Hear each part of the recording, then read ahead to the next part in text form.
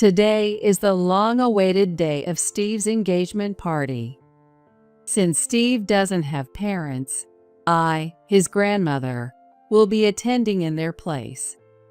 Thinking about the people who are going to become family, I can't help but feel a bit nervous. However, despite my worries, the engagement party went smoothly. Steve's fiancée, Nancy's parents were both smiling and conversing with Steve. Amidst all this, Nancy suddenly spoke to me. So it's true that Steve was raised by his grandma? Oh yes, didn't Steve tell you? He did. I just thought, no way. Nancy stared at me intently, as if assessing me again.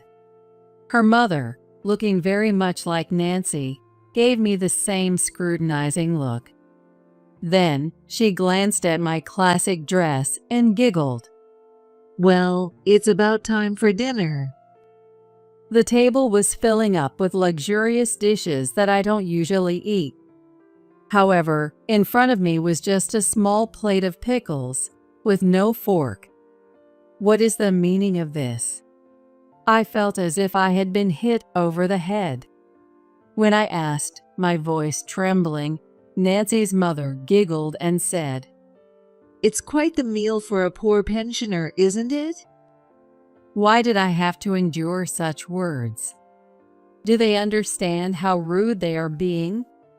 Are these the people I'm supposed to become family with? My thoughts were swirling with anger, sadness, and frustration, and I couldn't say a word. Then Steve, who was sitting next to me, stood up silently and said in a terrifyingly low voice, That's enough. Let's go home, Grandma. I'll take you back to your high-rise condo. What? A high-rise condo? Ignoring Nancy's high-pitched voice, Steve continued, Grandma doesn't deserve to be treated so rudely. Because Grandma is. My name is Katherine Johnson. After living a busy life, I suddenly found myself 64 years old. Now, I enjoy my remaining years while holding a design class for children once a week.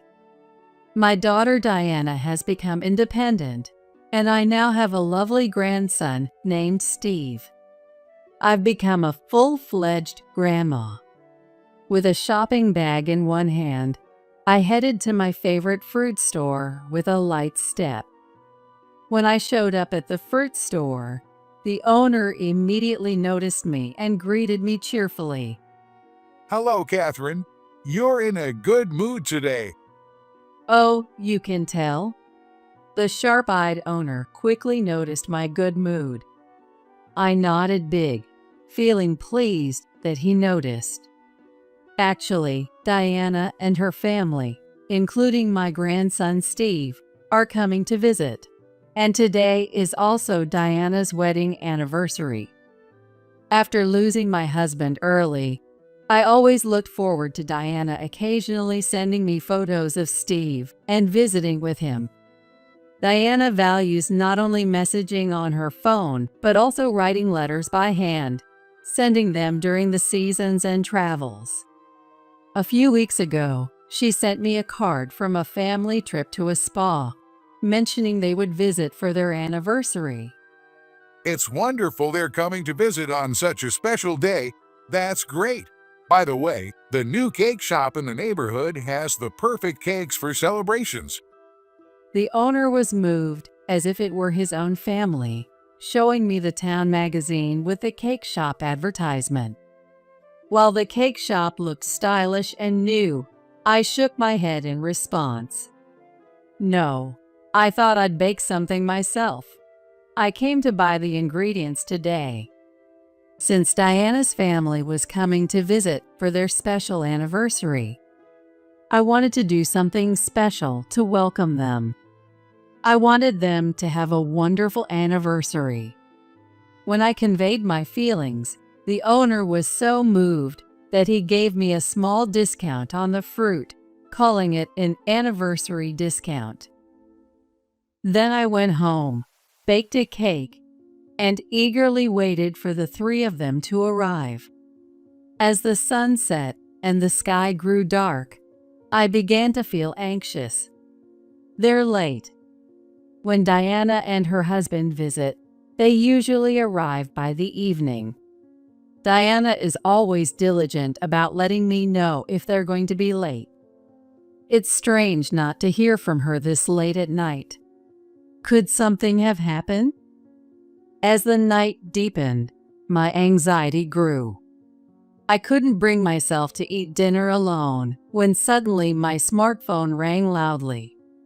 I picked it up and saw it was Diana's number. I breathed a sigh of relief and answered the call. However, the voice on the other end was not Diana's but a calm male voice. Hello, this is the police. Are you the mother of Diana Johnson? Yes, I'm her mother, Catherine. Is something wrong, officer? Why is the police calling from Diana's number? I felt a chill and tried to keep my voice from trembling as I urged him to continue. Please stay calm and listen. There was a multi-car accident on the highway, and Diana? Diana, her husband, and Steve were on their way to visit me when they got into a serious multi-car accident on the highway. They were in critical condition, and I rushed to the hospital they were taken to. But by the time I arrived, it was too late. Diana and her husband had already passed away. Steve. Luckily, Steve had only minor injuries and was sitting alone in a hospital room, looking dejected. I'm so sorry you have to feel so lonely. Seeing him sitting there so helplessly, I couldn't help but hold his small body tightly. Steve tried to smile bravely and shook his head. It's not your fault, Grandma. As long as I have you, I'll be okay. But he couldn't hold back his tears any longer and started crying loudly. Holding him close, I resolved to raise this child as best as I could. I decided to take Steve in. I didn't think I could replace his parents, but I vowed to do my best to ensure he could choose any path in the future. So I cut back on unnecessary expenses. I stopped buying new books and trendy clothes. Luxury furnishings and branded items were out of the question. However, for Steve's growth, I spared no expense on tuition and living expenses. Even so, sometimes doubts would creep into my mind. I chose to raise Steve, but was I really the right person for it? If only Diana's family hadn't planned to visit me on their anniversary. If only I had told them to leave me alone and let them enjoy themselves together when I got the card.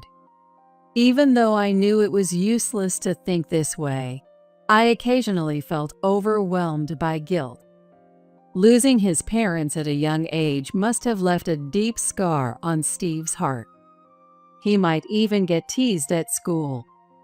Worried, I decided to attend Steve's school Parents' Day to see how he was doing. Apparently, Steve, with his kind nature, is quite popular in his class. As soon as recess started, Steve was quickly surrounded by his classmates.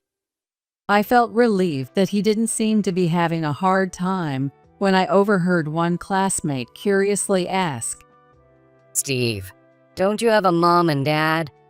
That's weird. That innocent question sent a chill down my spine. They must have found it strange that only his grandmother was there instead of his parents. But contrary to my worries, Steve replied in a cheerful voice. But I have my grandma. He glanced at me briefly and then said proudly, My grandma is really kind. She cooks delicious meals, encourages me to try everything, and she can do anything. She's amazing. Wow, can she bake cakes? She sure can. They're super delicious. That's awesome. That day, I secretly shed tears when I got home and treated him to a homemade cake filled with fruits.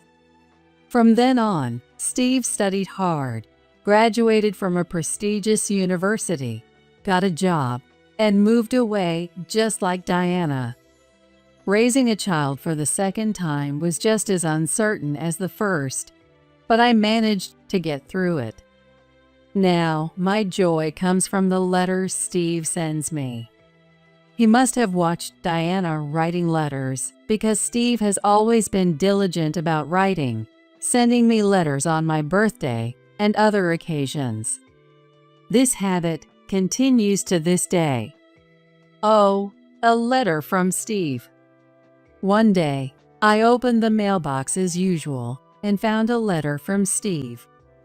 I hurried back home, excitedly opened the envelope, and read the letter. Besides the usual updates, he mentioned he had a fiancée. Her name is Nancy Simpson, a cheerful colleague from his workplace. He finally found someone special. He also wrote that they were thinking of getting married and wanted to meet me. Nancy wanted to invite me to a restaurant. Feeling tears well up as I read about Steve's growth, I circled the date on the calendar in red. Because I was looking forward to it so much, the promised day arrived quickly. The designated restaurant was quite upscale, so I decided to wear a formal dress for the first time in a while. As I sat and waited, Steve soon arrived with a woman. Looking up at the grown-up Steve, my heart was filled with joy and pride. Long time no see, Grandma. How have you been? Of course, I've been well. It's good to see you looking well too, Steve. As I mentioned in my letter, let me formally introduce you. This is my fiancée, Nancy Simpson. Nice to meet you. I'm Nancy Simpson. Nancy sincerely greeted me. Nice to meet you too. I'm Steve's grandmother, Catherine. I followed her example and greeted her. Then I thought I heard a soft chuckle from Nancy. Curious, I looked up to see her staring at me intently. That scrutinizing look lasted only a moment before she flashed a friendly smile. I'm so happy to finally meet you. Steve talks about you all the time. I've always been curious. Hey, stop it. It's embarrassing. It's true, though. Watching the two of them laugh together, I decided to dismiss the discomfort I felt earlier as my imagination. It was clear they had a good relationship. Steve, who had gained various experiences in the workplace, chose Nancy himself. I had no reason to worry. The dinner went smoothly. As Steve had said, Nancy was cheerful and a great conversationalist. It seemed she worked in sales at a clothing store, and although she was in a different department, she and Steve often had lunch together. Spending time together, they gradually grew closer. Hearing about their beginning and stories from work was so enjoyable. When caught up in the bittersweet tales, laughing like a teenager and savoring the food, Steve eventually stood up with a hint of embarrassment. I'll be right back. Just need to use the restroom. As soon as Steve left, Nancy suddenly spoke in a blunt tone, completely different from before. So it's true that Steve was raised by his grandma. Oh yes. Didn't Steve tell you? He did. I just thought, no way. Nancy stared at me again with that appraising look. I had made sure to follow the dress code, but I wondered if there was something off. It seemed to me that Nancy was disappointed by my modest dress. But don't worry. I can love Steve no matter what his flaws are, and I'll take good care of you in your old age too, Catherine. What? I felt like she had just said something very rude. While I was still stunned, Steve returned with a cheerful, "I'm back." Nancy quickly put on her friendly smile again, acting like nothing had happened. Is Nancy really the right person for Steve? I felt a bit uneasy, but I didn't know everything about Nancy. I didn't want to dismiss the person Steve chose, so I swallowed my anxiety. The wedding preparations progressed smoothly. And before I knew it, today is finally the day of the engagement party. Since Steve's parents had passed away, I was naturally attending in their place. Nancy's family had booked a luxury hotel for the occasion, saying it was a special day. Apparently, they had known the hotel manager for a long time, and he was happy to accommodate the engagement party. Thinking about the people who would become my family made me a bit nervous. Also, I had only met Nancy that one time at the restaurant, and the unease I felt then was still stuck in my throat like a bone. But despite my worries, the engagement party went off without a hitch. Both of Nancy's parents were cheerfully chatting with Steve. We've heard a lot about you from Nancy. Yes, she says you're doing an excellent job at work. I hear you're even up for a promotion next year. Oh no, I still have a long way to go. Steve responded modestly, looking a bit embarrassed. Just as Nancy came to greet me, Steve must have gone to greet Nancy's parents. It seemed they liked him, and I felt relieved. Don't be so modest. Someday, you might even contract with our company. Oh, your company? Didn't I mention it? My father runs an apparel shop. He is even contracted with famous designers from Paris and other top designers worldwide. Well, hey, Nancy, this isn't the time to boast. Oh, sorry. I just got carried away. Apparently, Nancy's father's company had quite a reputation in the fashion industry. He handed me a business card, but I didn't recognize the company name.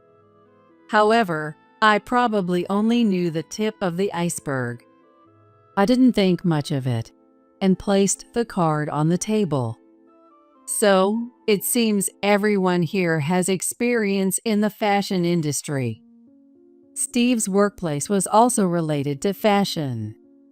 Additionally, all of Nancy's family members were involved in running apparel shops. I was thrilled to find such a common ground that could liven up the conversation. Everyone, including you, Catherine? Yes, actually, I used to be a designer. Before I took in Steve, I had worked as a designer. Although I no longer worked as one, those days as a designer were some of the brightest memories I had. Thinking that everyone who was going to become family had a connection to the fashion industry made me feel grateful for my experience as a designer. An idea struck me, and I leaned forward. Since this is such a special occasion, to deepen the bond between our families, how about I design Steve's tuxedo and Nancy's dress? And we can choose the fabrics together. It would be a wonderful gift to celebrate the two of them. Of course, it was up to Steve and Nancy, the main people involved, to decide. Even though the final decision was theirs, I thought it was a lovely idea. I wanted to do something for them, to celebrate their special day in my own way. When I made the suggestion, Nancy's family looked at me in surprise. You design, Catherine? Yes, if I do it, I'll make the best dress and tuxedo. I would have to start by researching the latest trends. There might be some gaps to fill, but thinking about their big day, ideas started flowing freely. As I nodded confidently, Nancy's family fell silent, and then suddenly, Fud ha. Nancy's father burst into loud laughter. Following his lead, the entire family started laughing. I was taken aback. The loud laughter that echoed throughout the room was clearly mocking me. No, excuse me. I just didn't expect such a suggestion. Nancy's father said after laughing for a while and then clearing his throat. I appreciate the thought, but we can't accept designs made by someone of your financial status. What? I couldn't comprehend what he had just said. As I stood there speechless, Nancy's mother gave me the same scrutinizing look Nancy had given me before. She glanced at my classic dress and giggled. Don't worry, Catherine. We've arranged for the finest outfits from a famous designer for them. You don't need to trouble yourself. I didn't propose this out of concern for money. Well then, let's get on with dinner.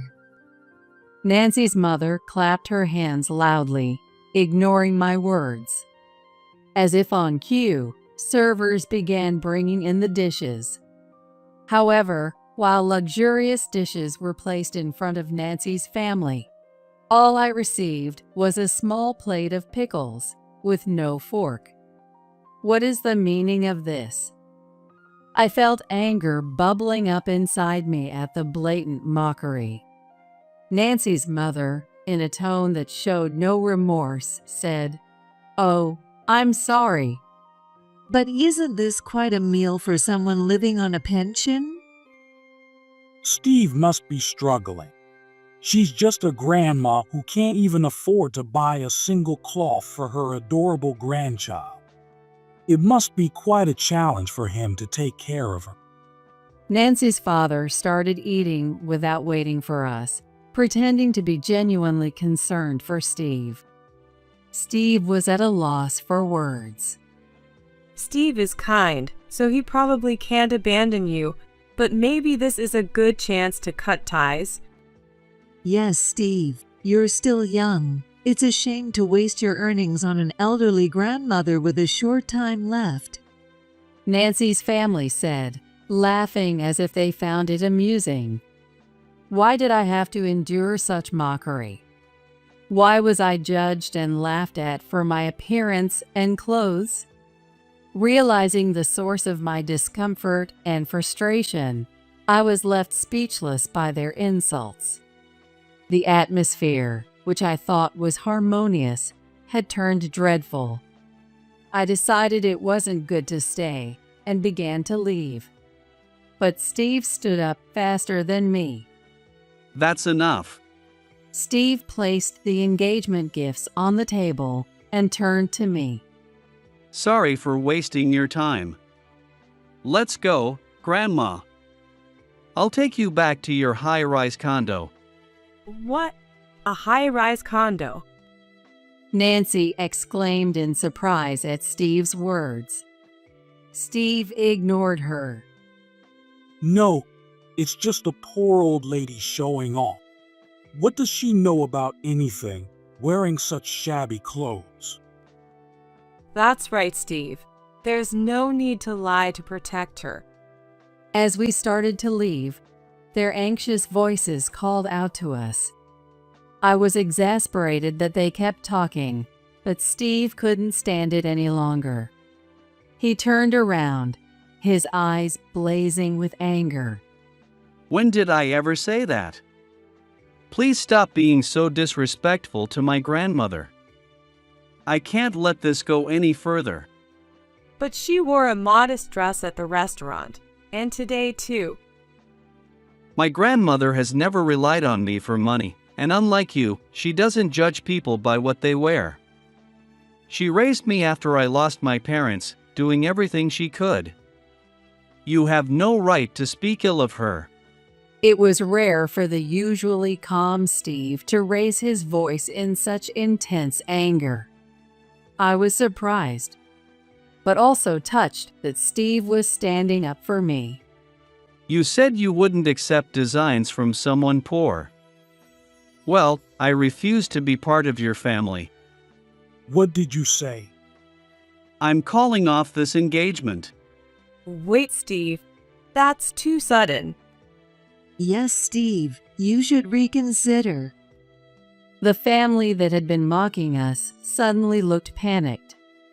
Nancy desperately clung to Steve, but he ignored her. Then, as if a thought struck him, he turned to me.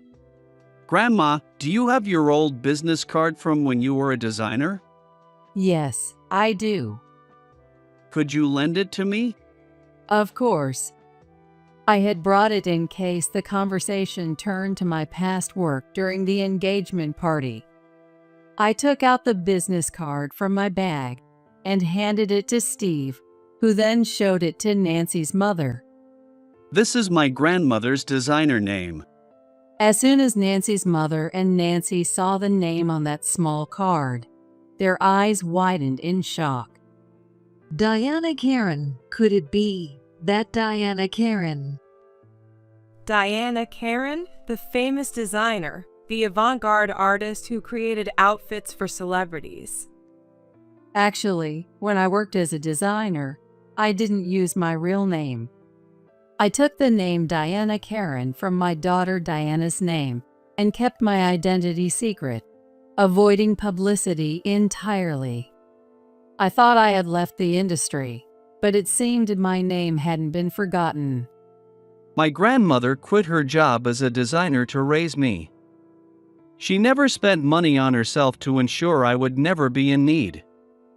I can't forgive anyone who disrespects her. Please never contact us again. Having said what he wanted, Steve turned to leave. The three of them came desperately chasing after.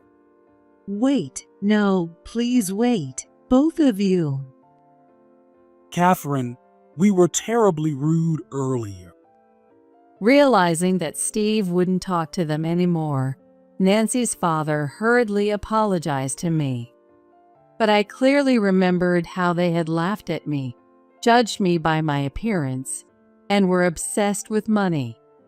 Steve had spoken out so strongly. I knew I had to confront my feelings too, so I firmly said to the three of them, I also oppose my beloved grandson becoming part of your family. Catherine, Steve. Thus, our engagement party ended in a complete mess. However, neither Steve nor I had any regrets. Steve was initially downcast, feeling betrayed by Nancy, but he eventually realized it was better to know her true nature before marriage. Afterward, Nancy spread rumors at work, claiming I was the victim of Steve suddenly calling off the engagement. But thanks to Steve's sincere explanation and Nancy's reputation, the misunderstanding didn't spread and soon died down. Despite everything, Nancy still played the victim, saying, I lost the chance to boast about having a wedding dress designed by the legendary designer. People around her were exasperated by her behavior, and she eventually had to resign. Steve wrote to tell me that he had regained his peaceful daily life. However, I still had a minor issue on my end. That was, Catherine, we're so sorry. Please forgive our rudeness. We deeply regret our actions, please. Nancy's family frequently showed up at my home, begging for forgiveness. I wondered how they got my address, but figured they might have asked Steve. It wasn't Steve's fault, but I was frustrated that they kept coming despite the matter being settled between us. I shook my head at the camera on the intercom. No, what's been said can't be unsaid. Not only had Nancy resigned, but her father's company was also struggling. The reason was that word had spread about them insulting the famous designer Diana Karen. One of the renowned designers contracted with Nancy's father's company happened to be my former student. When she heard about the incident, she was furious and promptly withdrew her products. And apologizing for money doesn't mean anything to me. If you persist, I'll call the police. I calmly warned them, but the three of them wouldn't stop barging into the high-rise condo. Eventually, complaints from neighbors led to the police issuing a strict warning to them. One day, as life began to return to normal, I received a call from one of my former students. She was the one who had been contracted with Nancy's father's company. It seemed she wanted me to help her with some work now that I've raised Steve to adulthood, if I had time. Maybe it's not a bad idea to return to designing, I thought. I immediately agreed to her request. And when I went to discuss the future work, it turned out to be at the company where Steve worked. Long time no see, Catherine. Thank you for joining the project. It's been a while. I thought it would be a good change of pace. With you, Catherine, we're unbeatable. Apparently, my student had started a new contract with Steve's company. It must be fate. With renewed determination, I returned to the fashion industry, creating new memories with my beloved student. And as for the growing closeness between my student and Steve, that's a story for another time.